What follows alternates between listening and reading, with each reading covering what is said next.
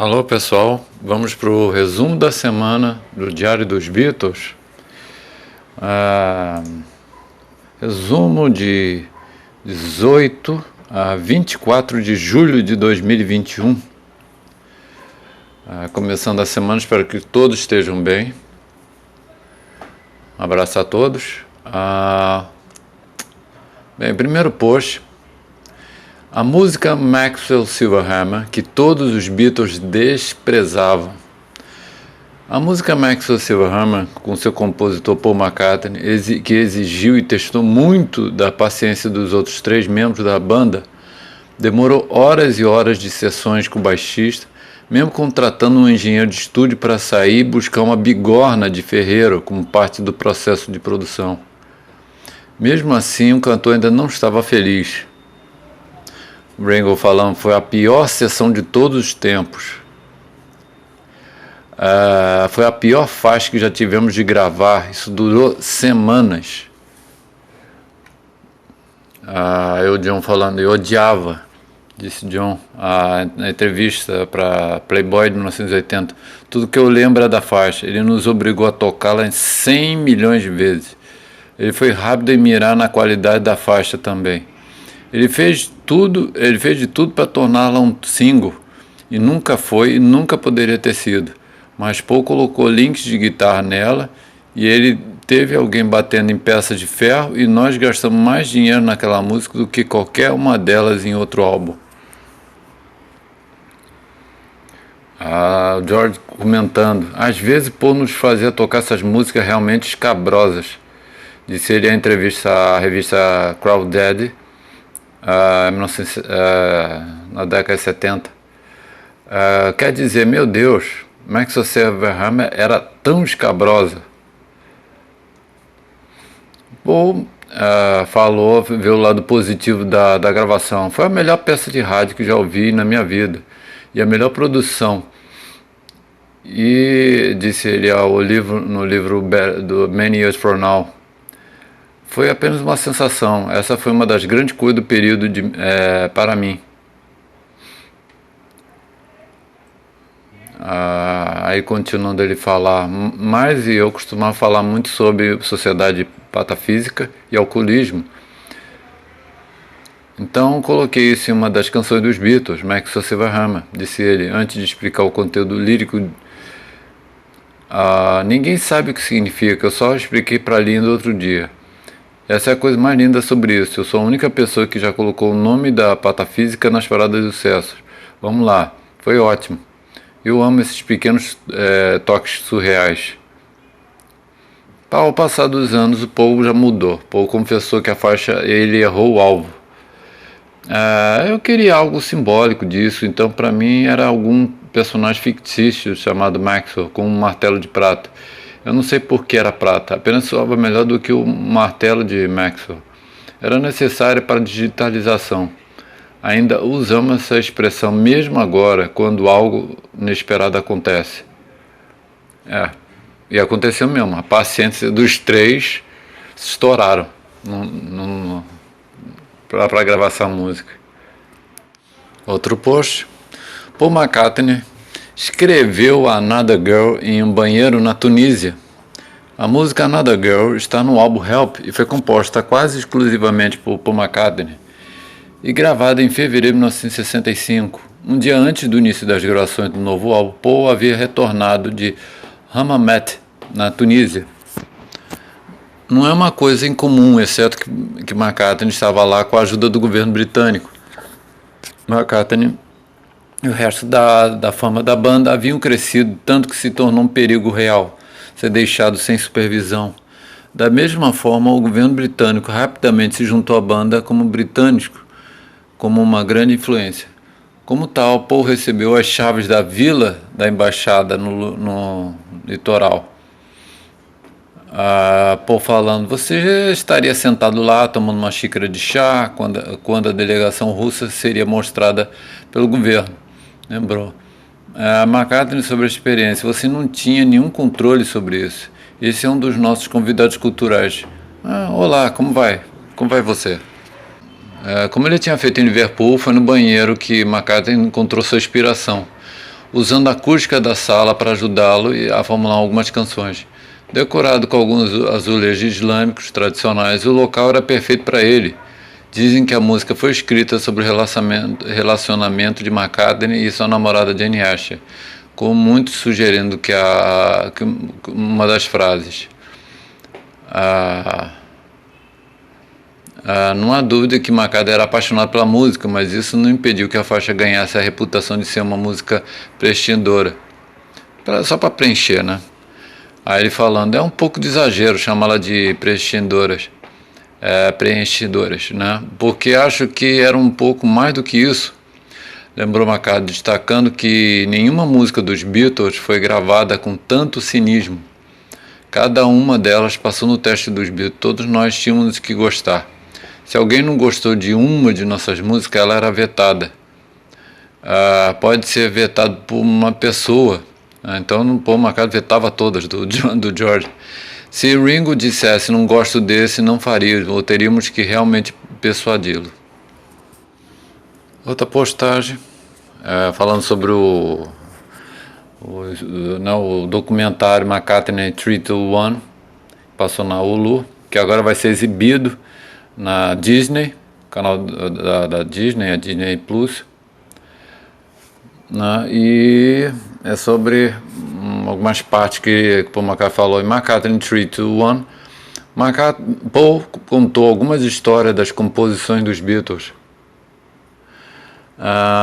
em A Day in the Life, né? John Cage inspirou A Day in the Life.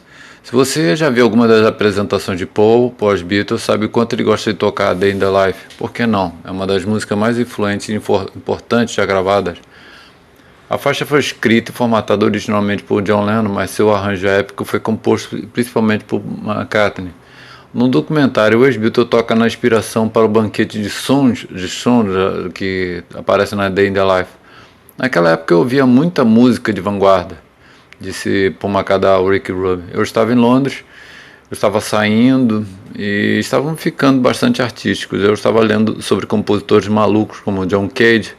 Os conceitos eram muito libertadores. A outra parte, né, falando do Ringo, né? A Ringo tinha um jeito engraçado com as palavras. McCartney não ignora as contribuições maciças de Ringo Starr para a obra dos Beatles. Além de ser o Beatle mais suave, ele também era o mais engraçado. Embora nem sempre de propósito, Ringo é um cara muito engraçado, disse McCartney. Ele costumava dizer essas impropriedades ou o que seja. Ele simplesmente tinha uma aptidão para dizer algo que estava um pouco errado, mas parecia certo. Como a Hard Day Night, Tomorrow Never Knows. Isso aí tudo veio do Ringo. Paul McCartney valorizando o elogio do John. As pessoas dizem, qual é a sua música favorita? Eu estou meio tentando dizer Yes, porque escrevi de forma tão mágica, mas gosto dessa. Here, There, Everywhere. Também ele revela que uma das razões pelas quais ele gosta tanto é porque John também gostou. Ele se lembra de mostrar a música e ele nem sempre estava pronto, digamos, disse Paul McCartney. Aí McCartney mostrou ele a música. Lembro-me dele dizendo, eu gosto dessa. E você sabe o que? Isso foi suficiente, foi um grande elogio vindo de John. O que Paul lembra na memória. Fala da Come Together também, como uma cover de Chuck Berry.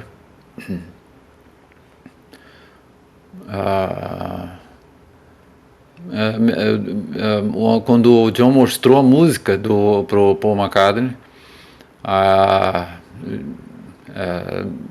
na primeira vez, e Paul McCartney falou, essa é uma música do Chuck Berry.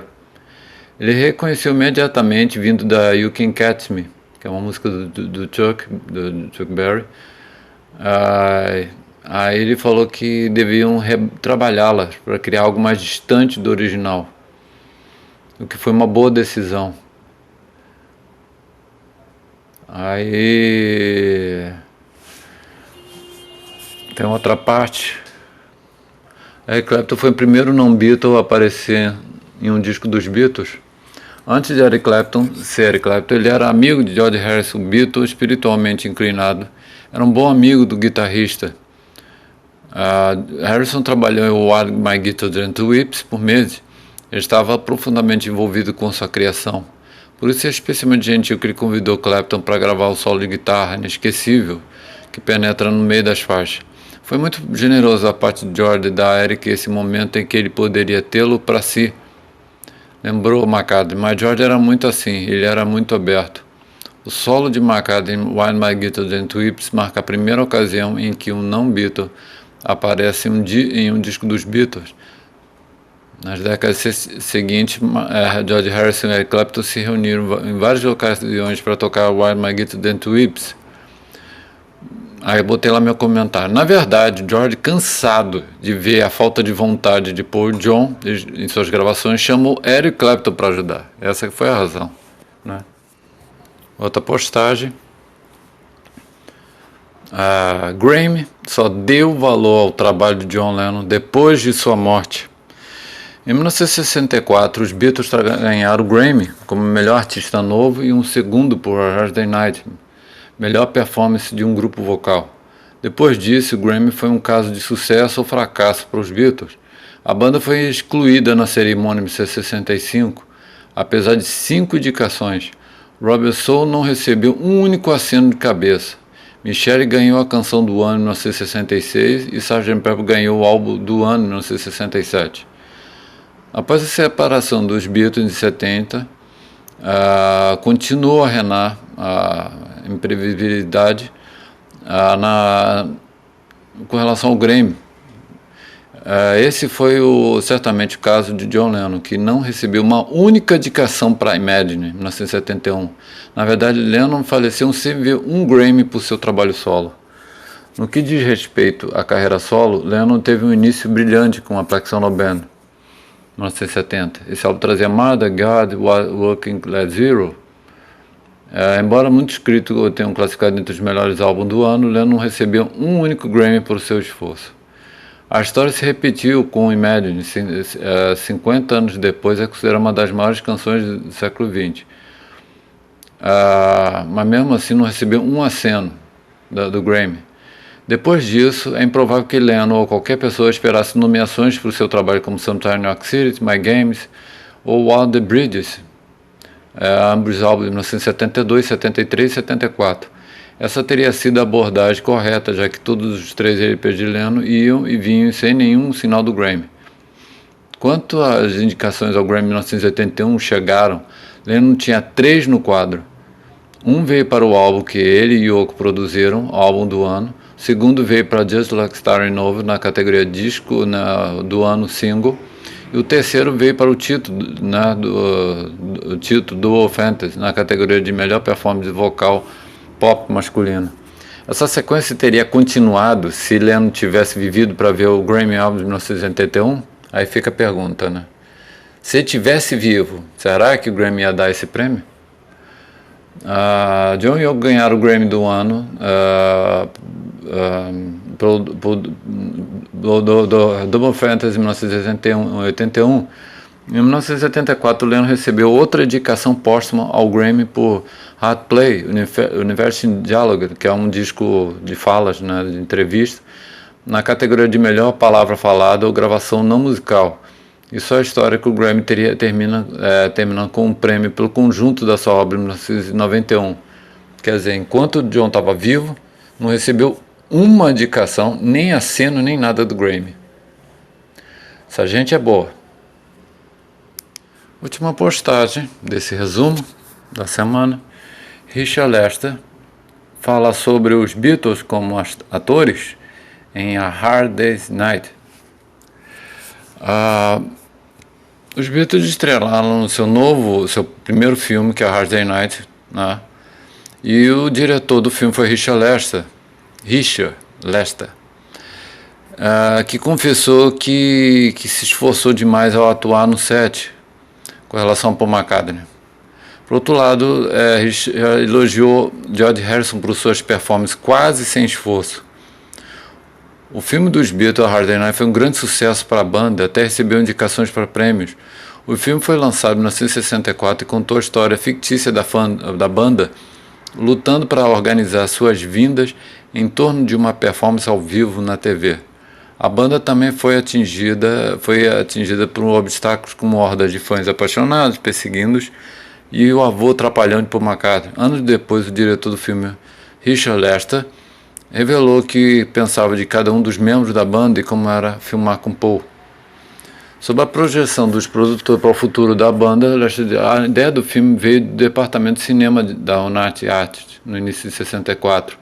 Eles disseram que só fariam se fosse barato e em preto e branco, se pudessem terminar em julho. Eles pensavam que os Beatles seriam uma força esgotada no final do verão. Mal sabe que só a trilha sonora, que eles com medo de perder dinheiro, eles queriam, olha, a trilha sonora dos Beatles tem que ser lançada pelo United Artists.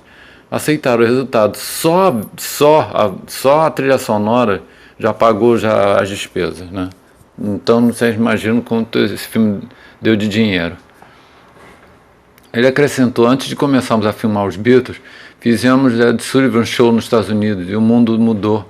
Então quase se tratou de fazer o filme, já estavam lucrando com as encomendas de trilha sonora do álbum. Ninguém nunca tinha ouvido falar de tal coisa. Ele falando alguns detalhes sobre o filme. Sempre que tínhamos permissão da polícia para filmar em uma rua, milhares e milhares de fãs apareciam. A polícia então rasgaria a permissão e teríamos que encontrar outro lugar para fazer os dois. Mesmo antes das mídias sociais, as pessoas sabiam de tudo e podiam rastrear suas bandas favoritas. Nunca estávamos filmando em um lugar favorito, apenas tínhamos que filmar o máximo que pudéssemos antes de sermos vistos. O diretor, em 2012, falando mais, acho que o problema de Paul, ele falando de cada um, acho que o problema de Paul, ele era tão entusiasta do cinema, cinema de arte, que estava acontecendo, que às vezes se atrapalhava. Acho que Paul se esforçou mais do que deveria. Aí ele elogiou o George Harrison. Ele falou: eu acho que foi o melhor ator, mais eficaz do começo ao fim. Ele tentou menos, mas sempre acertou bem no meio. Eu sempre soube o que conseguiria com George. O diretor também falou abertamente como trabalhar com John Lennon. Embora ele tenha um bom desempenho no set, Richard Lester confessou que recebeu algumas palavras ásperas durante as filmagens. Ele falando sobre John Lennon. Tinha algumas palavras cortantes para mim, às vezes. E ele se preocupava sempre com a cena solo do Ringo Starr. Aí ele continua a falar sobre o John. John não era conhecido por aturar tolos, e provavelmente eu caí na categoria de tolos. Ele estava sempre disposto a espetar a pompa em torno dele, e eu acho que não pôde haver pessoa mais pomposa no set do que o diretor. Então eu tenho feridas, mas tenho uma admiração muito, muito grande por John. Apesar de suas palavras cruzadas, Lester acrescentou que eles mantiveram um forte relacionamento bem depois que as filmagens terminaram. Ele disse: acho que posso aceitar todas as suas críticas, porque foram feitas com o melhor gosto possível. Espero ter estabelecido um relacionamento com todos eles. Passei muito tempo com John, nunca fiquei menos do que impressionado. Ele é uma das 3 ou 4 pessoas na minha vida que me moldaram. Depois da Hard Day's Night, o Richard Lester produziria o filme Help e convidaria o John Lennon para fazer o filme Como Ganhei a Guerra, 66, filmado em 66 e lançado em 67. O Hard Day's Night foi um grande sucesso dos Beatles, o filme. Após o lançamento, o filme foi indicado a 2 Oscars, um de melhor roteiro e outro de melhor trilha sonora. Em 1971, já havia acumulado espantosos 11 milhões no mundo, e hoje é mais ou menos 70 milhões. E a Academia Britânica, a indústria de cinema, classificou o filme Hard Day's Night como o 88º, como o maior filme britânico do século, quer dizer, número 88.